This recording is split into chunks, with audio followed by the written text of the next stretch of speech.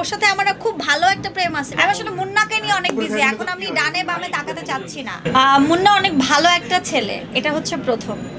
ভালো একটা বন্ধু, ভালো একটা বাবা, ভালো একটা হাজব্যান্ড। এখন অনেকে প্রশ্ন করতে পারেন হাজব্যান্ড আপনি কেমনে জানলেন, নাকি এটা আমাদের ফটোশুট, নাকি সত্যিকারে আমরা মানে নতুন কোনো জুটিতে বেঁধে গেলাম। তোমাদের কাজ দেখে আমরা বুঝতেই পারি নাই যে এটা কাজ করছো। এবং মুন্নাকে বলতেছিল বাবা তুমি কি করছো। আমার যারা রিলেটিভ আছে, আমার কাছের যারা আছে, ইভেন তো তোমরা যারা আছো, ছোট ভাইরা বড় ভাইরা যারা আছেন, কেউ বুঝতে পারে নাই যেটা কাজ করবে। যেহেতু আমাদের বাংলাদেশে আসলে কি বলবো, নায়কের খুব অভাব। সেই অভাবটা ইনশাল্লাহ মুন্না পূরণ করতে পারবে। ও তো বাবা বলে ডাকে। ওর তসনস সিনেমাটা যেটা আসছে ওটা তো খোকন ভাইয়েরই ডিরেকশন। তো খোকন ভাই কিন্তু এভাবে বলতেছিল, সে এত খ্যাত মান এবং এত বড় একজন ডিরেক্টর হয়ে বলতেছে যে আমি বুঝতে পারিনি। ইভেন তো নট অনলি খোকন ভাই, আমার যারা রিলেটিভ আছে, আমার কাছের যারা আছে, ইভেন তো তোমরা যারা আছো, ছোট ভাইরা বড় ভাইরা যারা আছেন, কেউ বুঝতে পারে নাই যেটা কাজ, নাকি এটা আমাদের ফটোশুট, নাকি সত্যিকারে আমরা মানে নতুন কোনো জুটিতে বেঁধে গেলাম। So end of the day আমাদের কাজটা সাকসেস, বিকজ সবাই এত মানে এমনভাবে রিসিভ করেছে। আমরা সত্যি অনেক সাকসেস আলহামদুলিল্লাহ।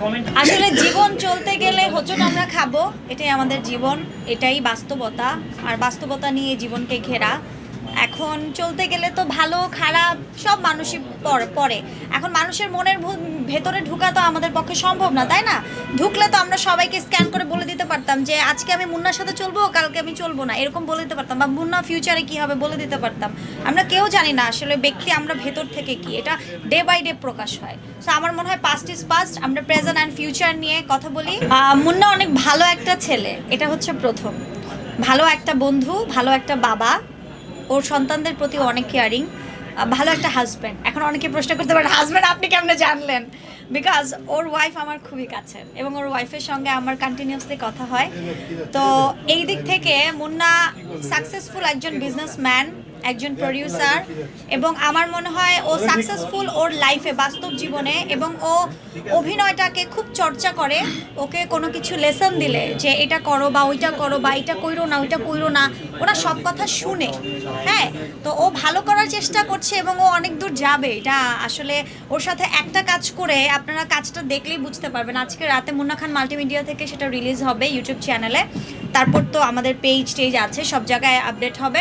আপনারা দেখলেই বুঝতে পারবেন যে ওর কাজের প্রতি অনেক বেশি দৃঢ় এবং ও ফিউচারে অনেক ভালো করবে। যেহেতু আমাদের বাংলাদেশে আসলে কি বলবো, নায়কের খুব অভাব। সেই অভাবটা ইনশাল্লাহ মুন্না পূরণ করতে পারবে। হ্যাঁ, প্রেম আছে, বন্ধুত্বের একটা প্রেম আছে। প্রেম তো বাবা মার সাথে থাকে, আপনার সঙ্গে আমার আছে, সবার সাথে সবার আছে। সো ওর সাথে আমার খুব ভালো একটা প্রেম আছে। সেই প্রেমটা আসলে বন্ধুত্বের সারা জীবনের না। পরি যেটা করেছে, Pari such a sweetheart, sweet lady. সে আমার জন্য অনেক ইন্সপায়ারিং এবং সে বাংলাদেশের আমার মনে হয় যে মা যারা আছে, সিঙ্গেল মাদারদের জন্য একটা আইকন লেডি। এবং পরি আমাকে ভীষণ ভালোবাসে। ও শুধু একটা কথা বলছে, সিনেমার জগতে আমি পরি আর সোশ্যাল মিডিয়ার জগতে তুই বর্ষা। এটা তুই না, তুই নিজেকে জড়তা করে রাখছিস, তুই নিজের থেকে বের হ। তো ওর কিছু কথা অল্প কিছু কথা, এবং ও আমি যখন খুব আপসেট থাকি ও আমাকে খুব পুশ করে, আমাকে খুব প্যাম্পার করার চেষ্টা করে। সো ও আমার জন্য একটা ব্লেসিং, পরিমণি আমার জন্য একটা ব্লেসিং। বিকজ আমি এটা এক্সপ্লেনেশন দিতে পারবো না যে ওর কথাবার্তাগুলো কেমন মেডিসিনের মতো আমার লাইফে কাজ করছে। আমি ওই বিষয়ে কথাই বলতে চাই না। আমি আসলে খুবই ব্যস্ত মুন্নাকে নিয়ে, কারণ সামনে বদিউল আলম খোকন ভাইয়ের তসনস সিনেমা আসতেছে। আর কেন ব্যস্ত, এটার একটা কারণ বলি না, আমি একটু বলি, এখন আজকে বলতে চাচ্ছি না, কারণ হচ্ছে মুন্না খান মাল্টিমিডিয়ার একটা বড় দায়িত্ব আমাকে দেওয়া হয়েছে। সো এই দায়িত্বের জায়গা থেকে সামনে আমাদের প্রধান যে কাজটা সেটা হচ্ছে তসনস সিনেমা, যেটা ববি এবং মুন্নার এবং বদিউল আলম খোকন ভাই যেটার পরিচালনায়, ওই সিনেমাটা নিয়ে ওকে রেডি করা, ওর ড্রেস কোড থেকে শুরু করে এভরিথিং।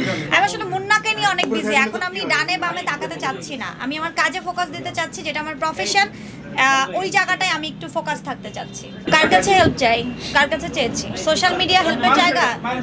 শুনেন, পৃথিবীতে কেউ কাউকে একটা পয়সা দিয়ে কখনোই সহযোগিতা করে না।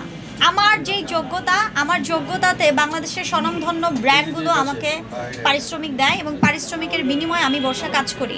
এবং আমি একমাত্র উপার্জনকারী, যে দুটো সন্তান, অসুস্থ বাবা। আমার বাবা কিন্তু লাস্ট 15 বছর ধরে অসুস্থ, কিডনি পেশেন্ট, এবং লাস্ট ঈদে হচ্ছে সে একটা সাইড প্যারালাইজড হয়ে গেছে এবং তার ডে বাই ডে অবনতি হচ্ছে, বয়স হচ্ছে, ডে বাই ডে অবনতি হচ্ছে। তাকে দেখা যায় তার পেছনে লাখ লাখ টাকা আমার মান্থলি এমনিই চলে যায়। এখানে বলার কিছু নাই। গতকালকে আমার ফুপু মারা গেছে। ফুপু মারা গেছে হচ্ছে তার শ্বশুরবাড়ি গ্রামে। এখন আমার পক্ষে গ্রামে যাওয়া সম্ভব না ভাই, এটা বাস্তবতা। আর আমার বাবাও হসপিটালাইজ, আমি কয়টা সামলাবো? আমি একটা পোস্ট করছি, এখন এটা নিয়ে যদি তামাশা ঠাট্টা করে, আমার এগুলো দেখার বিষয় না। হ্যাঁ, আমি ডিজিটাল ভিখারি, সমস্যা নাই। ডিজিটাল ভিখারি, কাজ করে খাই। অ্যাটলিস্ট মানে কারো সুগার ড্যাডি হয়ে তো চলি না, না কোনো সুগার ড্যাডির আন্ডারে তো চলি না। না, কালকে যে আমি বর্ষা খুব উপার্জন করে, খুব কষ্ট করে, আপনারা খেয়াল করে দেখবেন, এভরি সিঙ্গেল ডে কাজ করে সংসার সামলাই, বাজার করি, গাড়ির গ্যারেজে যাই, বাবা অসুস্থ, বাবা টেক কেয়ার করি, মায়ের টেক কেয়ার করি, বাচ্চাদের টেক কেয়ার করে। একটা নারী হয়ে যেভাবে মানে আর্ন করে সংসারটাকে চালাচ্ছে, একটা পুরুষও কিন্তু হিমশিম খায়।